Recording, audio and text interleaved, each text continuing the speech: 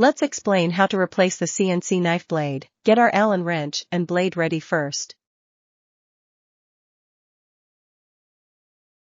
The first step is to loosen the cutter head pressure ring, alignment notch. Then gently break the top of the knife head to the right. Take it out with a gentle mention.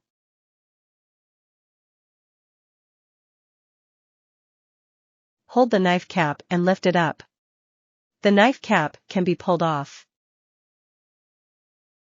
As we can see, there are two fixing screws holding the blade in place.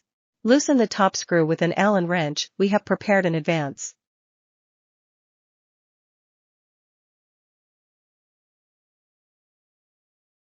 The blade can be removed easily. Pick up a blade prepared in advance.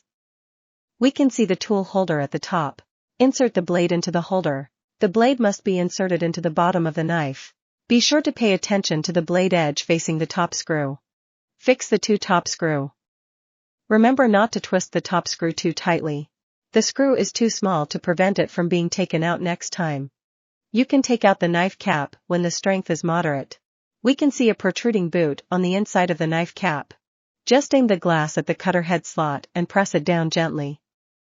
Lifting cutter head. Let's observe that there is a small protruding ear on each side of the cutter head. One is red. One is black. Remember that the red ears must be inserted into the knife holder facing to the left. Fixing cutter head press ring. Here's a black snap.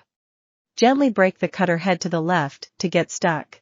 So our replacement blade is complete.